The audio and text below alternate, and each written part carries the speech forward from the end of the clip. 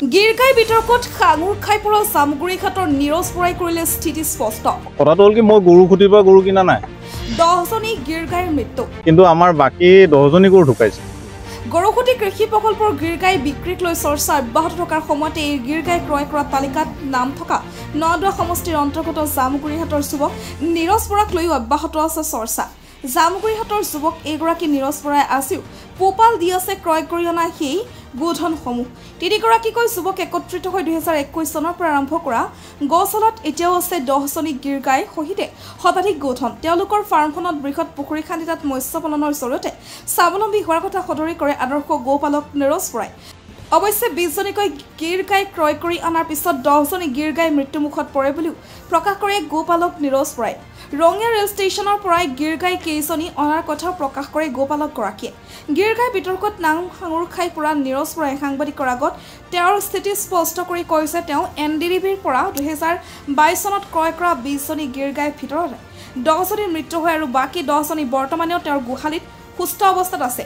NDDBক প্ৰয়োজনীয় ধন পৰিশোধ কৰি গৰু ক্ৰয় কৰা নথি প্ৰদৰ্শন কৰাৰ লগতে বাকী জীয়াই থকা গিৰগাই কেইজনীৰ পৰা বৰ্তমানেও গাখীৰ বিক্ৰী কৰি থকা বুলিও জানিবলৈ দিয়ে নীৰজ বৰাই। তেওঁৰ বিৰুদ্ধে অযথা হুলস্থুল হৈ থকা বুলিহে তাৎপৰ্যপূৰ্ণ মন্তব্য কৰে গোপালক নীৰজ বৰাই। মই গিৰগাই পালন কৰোঁ।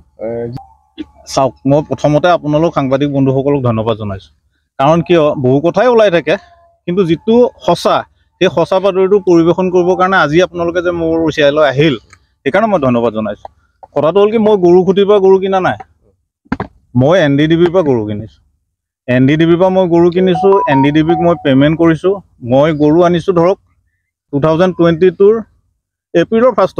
তাৰিখটো ইমান মনত নাই, কিন্তু ধৰক আমি গৰু ইয়াত নোৱাৰিছোঁ, তাৰমানে গৰু বিহুৰ আগতৰ প্ৰথম চোৱাতে আনিছোঁ। তাৰ পৰা আপোনাৰ পে'মেণ্টটো খালি অলপ দেৰিকৈ কৰা হৈছে, কাৰণ কিবা চৰকাৰীভাৱে তেওঁলোকে কিবা আলোচনাত আছিলে, গতিকে তেনেকৈ আনিছোঁ। মই 20জনী গৰু আনিছোঁ, 20জনী গৰু আনিছোঁ।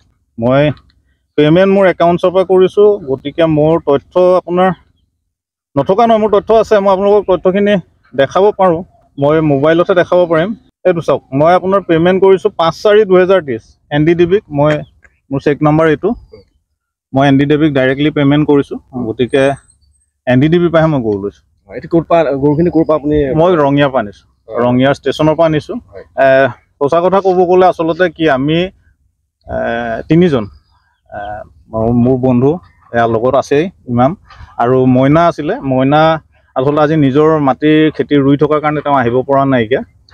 আমি আচলতে গৰু ফাৰ্মখন 2021 চনতে আৰম্ভ কৰিছোঁ। 2021 চনত আৰম্ভ কৰাৰ পিছত যেতিয়া পৰৱৰ্তী সময়ত এটা গিৰগাই ট্ৰেণ্ড চলি আছিলেতো, তেতিয়া আমাৰ গিৰগাই লোৱাৰ এটা হেঁপাহ চবৰে হ'ব যিসকলে গৰুৰ লগত লাগি আছে। গতিকে আমাৰ হেঁপাহ আছিলে, আমি ওপৰি আমি বিধায়ক মহোদয়ক অনুৰোধ জনাই আছিলোঁ যে গিৰগাই পোৱা হ'লে 2জনী হ'লেও দিয়কচোন, আমি তেনেকৈ অনুৰোধ কৰিছিলোঁ। তাৰ পৰৱৰ্তী সময়ত যেতিয়া এই গিৰগাইখিনি আহিলে, তেখেতে আমাক ক'লে যে তোমালোকে কৈ আছিলে যে নিয়া, আমি 10জনী গিৰগাই আনিম বুলি ভাবিছিলোঁ, কিন্তু তেখেতে ক'লে নহয় 20জনীয়ে গিৰগাই নিয়া তোমালোকে। তেতিয়া অৱশ্যে দামটো অলপ প্ৰথম বেছি শুনিছিলোঁ, আমাৰ অলপ ভয়ো লাগিছিলে। আমি 20জনী তথাপি আনিলোঁ। আনোতে আমাৰ লগত, আমি নিজে আনিছোঁ দেই, আমি গাড়ী লৈ গৈছোঁ, নিজে আনিছোঁ, ৰঙিয়াৰ পৰা আনিছোঁ। আমাৰ লগত এই বাবুল নাথো গৈছিল, তেখেতো আনিছে, কিন্তু তেখেতৰ দুৰ্ভাগ্য গৰুখিনি সৰহখিনি গৰুৱে মৰিলে। বাকী আৰু তেওঁ চলাব নোৱাৰিলে, 2-এজনী গৰু তেওঁ কাৰোবাক বিলাই দিলে, কিমানজনী আমি নাজানো বাৰু ইমান। এতিয়া আমাৰ গৰুখিনি আমি অনাৰ পিছত সঁচা অৰ্থত ক'বলৈ গ'লে হয়তো ক্লাইমেটছৰ কাৰণে হওক, গৰুৰ অকণমান পিছত শুনি আছোঁ, আৰু এতিয়া শুনি আছোঁ বাতৰিবিলাকত যে গৰু কিবা বেয়া আছিলে, তেনেকুৱা কাৰণতে হওক, বা আমাৰ ইয়াৰ চিকিৎসকসকলকে আমি ব্যৱহাৰ কৰিছিলোঁ। গৰু পইচা দিয়াৰ আগতেই মানে প্ৰথম পৰ্যায়ত অনাৰ কেইদিনমানৰ পিছতে 3জনী গৰু ঢুকাইছে, তাৰপিছত 1জনী 2জনী এনেকৈ আমাৰ কেইবাজনীও গৰু ঢুকালে। তথাপিও যেতিয়া এগ্ৰিমেণ্ট এটা আমি কৰি দিছোঁ দিম বুলি, আমি আৰু 20জনী গৰুৱে পইচা দিছোঁ। এতিয়া কিমানজনী আছে? আমাৰ এতিয়া ইয়াত 10জনী গৰু আছে। আমাৰ পোৱালি ছোৱালী আছে, পিছত পোৱালি হৈছিলে, কিন্তু আমাৰ বাকী 10জনী গৰু ঢুকাইছে। কিন্তু আৰু কি আৰু বেয়াও লাগে গৰু ঢুকালে, কিন্তু তাৰ বাহিৰে এতিয়া আমি অকল গিৰগায়ে কৰি থকা নাই দেই। আমাৰ ইয়াত চাহিৱাল আছে, HF আছে, জাৰ্চি আছে, অষ্ট্ৰেলিয়ান আছে। আপোনালোকে দেখিছে আমাৰ গৰুখিনি, লোকেল গৰু যথেষ্টখিনি আছে। আমাৰ 100+ গৰু আমাৰ ইয়াত এতিয়া আছে। সাংবাদিক বন্ধু হিচাপে আপোনাক কওঁ, বেয়া নাপাব, গৰু নিবিদা কৰি ৰেল ষ্টেচনত ৰাখি থৈ বেচিবলৈ যোৱাটো পৰামৰ্শ জনাই দিছে। মই তেওঁলোকক এটা কথা সুধিব বিচাৰোঁ, আমাৰ নিচিনাকৈ এনেকৈ গৰু পুহি পাইছেনে বাৰু? গৰু ৰ'দত কিমান সময় ৰাখিব পাৰি?